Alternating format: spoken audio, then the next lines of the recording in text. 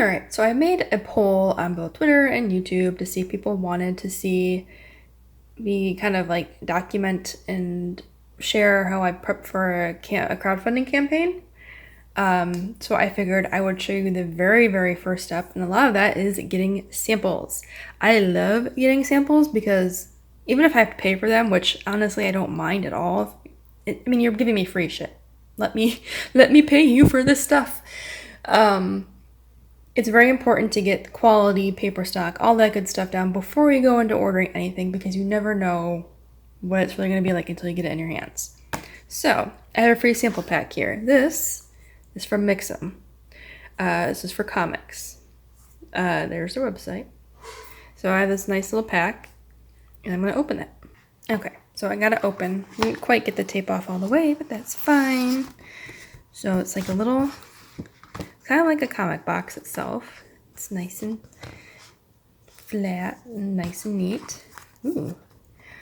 So there's one print.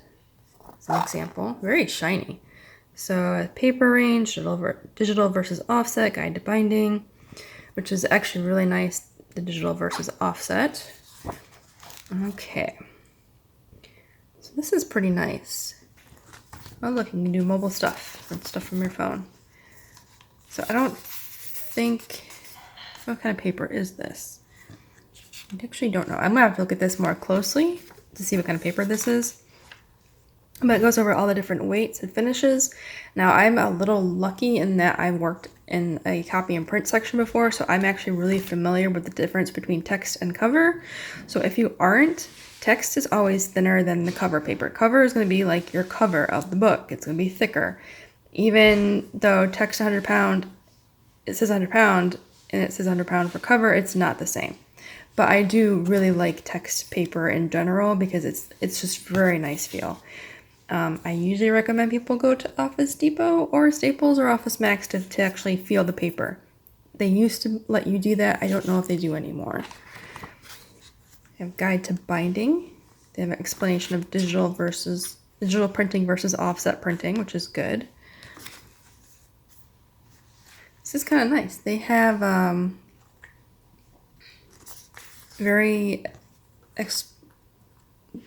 can't think of the wording. I can't think of the words.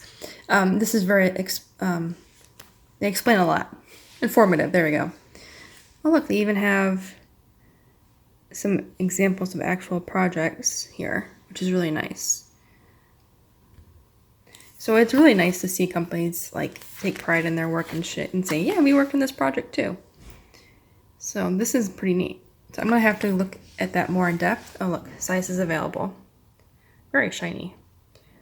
So that's good to know. Oh, here we go. This is a 5.5 by 8.5 booklet. That's the size. That's the cover paper, 80 pound gloss. Text is 80 pound. And there's 16 sides. So I think that's 8 pages. And the finishing is a gloss laminate, which is very nice. And that actually you can tell because this is really shiny on the outside, but it's not as shiny on the inside. Okay, this is another one. This is like almost like I'm guessing this is a matte finish, or what they consider matte finish. It's very cardstock feeling, which isn't bad. So this looks like you would use it for more professional booklets. You can actually see the color on here. I don't know if you can see it on the footage, but yeah, it's kind of corrected itself. It's I don't want to say it's washed out, but it's got a sort of faded look to it for the colors. Oh, this is perfect. Look at that. You can see all sorts of different colors on this paper. Because cardstock can sometimes eat the ink a little bit, so it doesn't look the same as a photo quality paper. This is really nice, but I do like that they used this type of content for this type of paper, because this is what you would expect for something as aesthetic as this. Very neat. All right. Yes, okay, it's their uncoated paper. Very nice. I do like that cover thickness though. So I wonder if this is what they would use for people who make comics and they draw on the cover. I think they have something specifically for that. I could be wrong, and that's totally different paper, but I do like this. Very nice. I don't think I would ever want that for a comic myself, but I do like that paper. Maybe for like a sketch book type thing. Like, hey, this is the sketches that I worked on. You can have a little booklet of that. All right, so this is a comic they have. I'm not gonna go through the whole comic because it's actually someone's story, so I would like to actually read it. It looks really neat. This is called The Last Sheriff, like a sci-fi Western. All right, so this is 5.4 by 8 by 3 on satin paper, completely with a matte laminate finish. Ooh.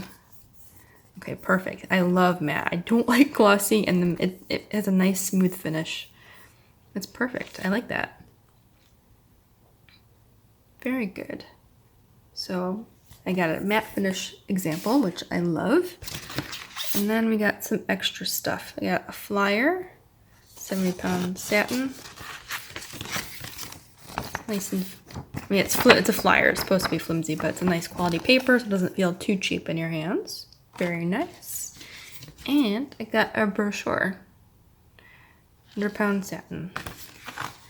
This kind of feels like 100-pound cover paper, but not glossy. I can't open this with one hand. Okay, there we go. So they have all the information. I think that's actually what it looks like on their website when you go to order stuff. Oh, yes, it is. Okay. I was like, that looks really familiar. Got all the options you can choose from and the pricing calculator. I really like that a lot of websites do this now because I can adjust things on the fly. Like, I really want this, but that's a little much. But I can use it as like a milestone. Like if the campaign hits at 1,000 or something, we can upgrade to like the nicer quality paper or something. So, which is going to be hard because I'm going to want the nice stuff to begin with, and I usually subsidize subsidize at least half the cost of whatever I'm trying to raise money for. I save up for this stuff year round, and I did have some business expenses that were not unexpected, but it kind of ate up into that a little bit, and I didn't have as much income this time around, but that's okay. It is being remedied, but yeah. 100-pound satin, 6 sides. Very nice. I'm actually pretty happy. I kind of wish that they had like a block of just paper types I could like flip through. Cat Print does that. It's just a block of paper, and it says what kind of paper it is and a sample of that paper with the print, so you can see the difference between the color and everything on each different type of paper. But I don't think they even have that many options. So I guess this works out. But I just like to have the paper itself. But this is pretty neat. It was very nicely packaged. And I got a comic out of it. And I got to see different types of their papers without...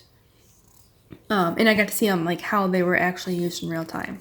With different content as well. Like, you got, like, a magazine. You got business catalog. And you have a comic.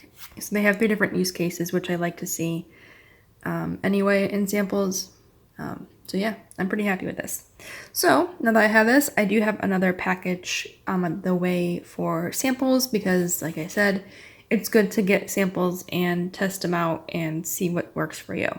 Never like settle for one company unless you know exactly that company is just going to be perfect right off the bat. And I kind of expected Mixon to be good quality anyway, but I wanted to see and make sure. So yeah, that's that. I'll record when I get the next sample pack in, and that will be the beginning of this long process of preparing for a crowdfunding campaign. Alright, so more samples to go over for this video. So I totally forgot I got these, like I ordered them. But when I got them in, I was like, oh my gosh, I forgot about this. So a couple things. This is Pinterest. I've never used them. I have no idea what ordering through them is like or their actual quality or anything. Samples that you usually get are like the most pristine that they have. Like, they make sure to put their best foot forward, so to speak. So it doesn't necessarily mean when I order things that it'll look exactly like that, especially because these designs are meant to showcase specific features that they can do, not necessarily here's the most detailed pin we can possibly send you.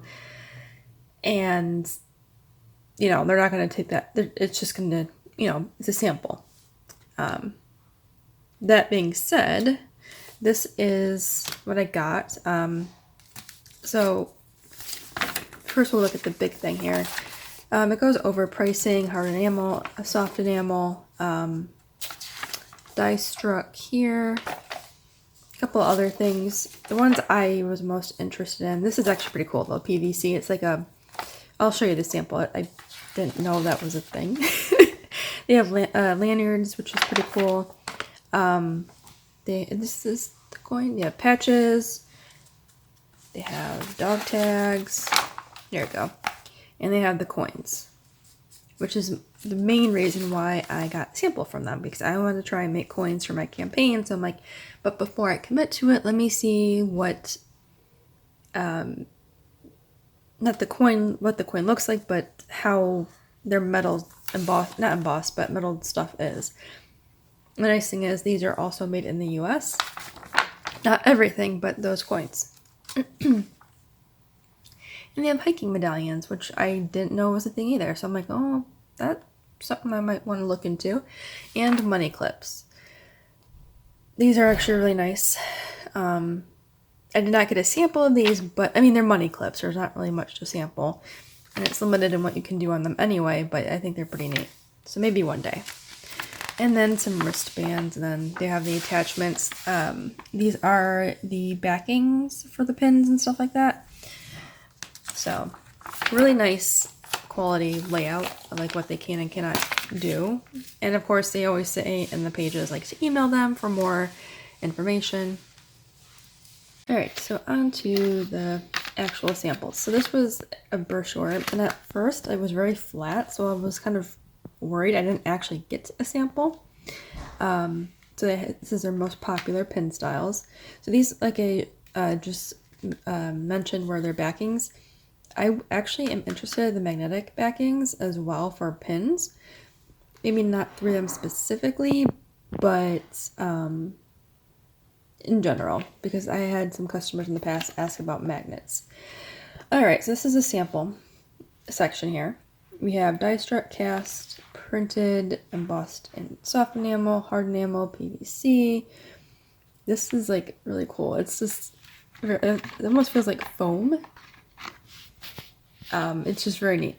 So hard enamel, these are pins that I'm used to making. They're very smooth. It has a color on the inside. You can go very complex with these. To my knowledge, there's no actual US manufacturer that does hard enamel or soft enamel because of how labor intensive they are. It's just cheaper to do overseas. And unfortunately, I have only done them overseas, which, I mean, that's fine. No, it is what it is. So far I've had pretty good quality come from overseas and stuff like that. It's just easier, in my opinion, to work with the manufacturer in the US. It really is, like for communication and stuff like that. They have printed. So this is like an actual printed pin, I guess. And then there's the epoxy on top. So it feels kind of bubbly, like it's raised. So as you can see, an epoxy dome. I don't mind that. I don't know what their epoxy is like, but I know that sometimes it can yellow over time, which I don't want happening. So I'll see how this one does. But I think it does look nice. It might be because it's like a thinner coat than what I've seen before. I don't know. And then the two big things I was really interested in were the die struck and the cast. So because I'm interested in doing a coin, I wanted to see how their metal looked and how their detail looked for these things here. So they have stars. Let me see if we can see that. Oh, it looks pretty good. So the stars looked fantastic to me. Now again, doesn't mean that when I order things are look super fantastic, but that at least shows me the potential for detail that I can do. It looks really nice, and I love the metal. And then they have a cast one, which is raised. So let me see if I can show this a little better. All right, you can kind of tell, but it's raised. So this, it's not all the same height. Whereas this, if you put something over it, the highest point here is consistent across the board. Here it's not. Like this ribbon part is higher than some parts of the roses. And it looks really nice. So I'm like, maybe I should do something like that. And instead of a coin, I don't know. So between these two options is where I need to consider what I would like, what I want in my campaign. Cost-wise, unfortunately, that's really no cheaper than the hard enamel. If I were to do more, like hard enamel for $100, I believe, is usually costing me about $300, and it's actually more now because of shipping costs going up. And yeah, so it's not a big deal that these are kind of around the same price to me. It's to be expected. And they're also made in the US, which the only reason I like to do that is because I like to be able to keep the money here, if that makes sense. Like, I'm making sure that people are able to keep their jobs, you know, all that money going through is staying here. You know, it's just something I try to keep in mind and try to do when I can. So, yeah. So that's just another sample that I'm doing, and another campaign prep of doing my research and seeing what will work for the campaign and what I'm interested in doing. If you have an opinion on what you like between these two, the die struck and the cast, let me know. Boyfriend and I were talking about it, and we really like this. It just adds a lot of flair, and yeah, I just thought this was really cool. So I'm going to have to see what design I can create that would work for this, because, you know, not all designs are going to work for everything, especially this small. And kind of inquire the process, like if I make it in 3D, would you want a 3D file, you know, stuff like that. So yeah.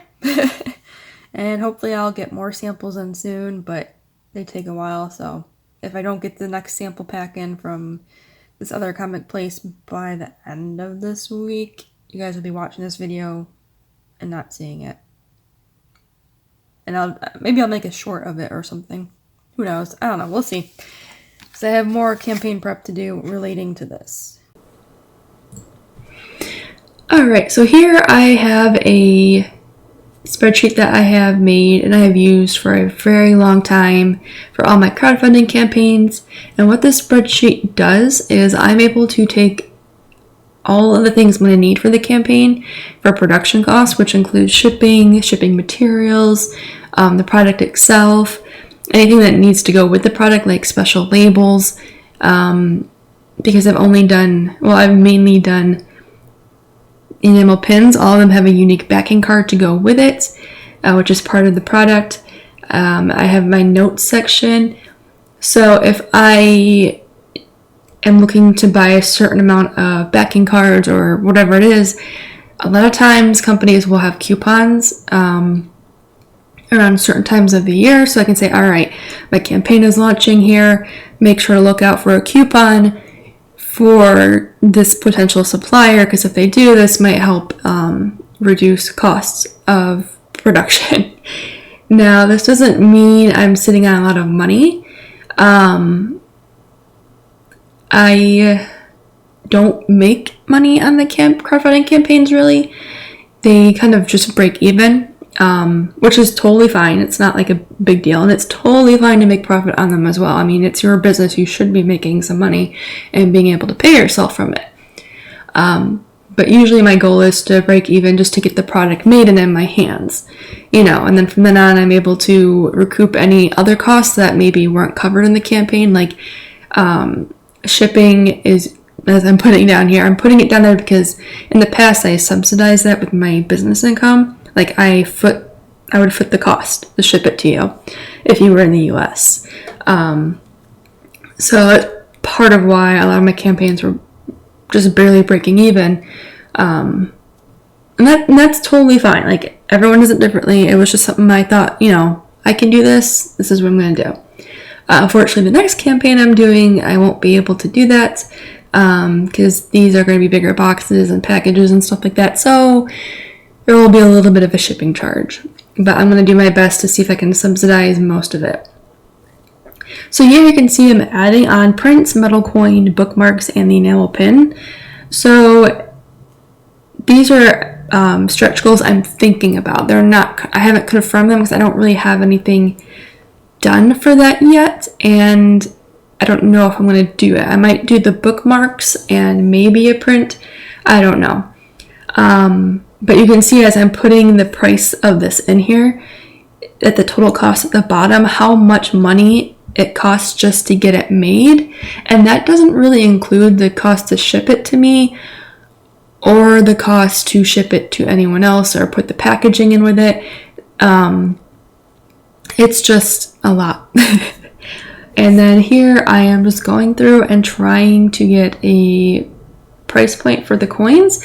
I did this recording before I got the pin source sample, but you'll see I was pretty on point with the price.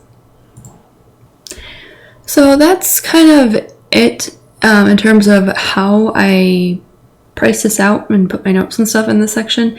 You can see, without even taking into consideration the comic book price printing, the sleeves, the board, and the mailers, because I have to go estimate that and see what I want included.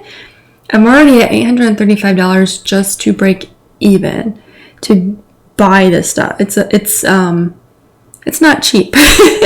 So when you're doing this, make sure you're kind of like giving yourself a cost to produce the project you're campaigning to crowdfund. So I hope that this introductory to crowdfunding campaigns was like insightful and you see how much work you have to do just to start the idea of it. I'll be making more videos for this, and I will see you guys in the next one. Make sure to like and subscribe, and if you have any questions, leave them in the comments below as always, and I will see you in the next video.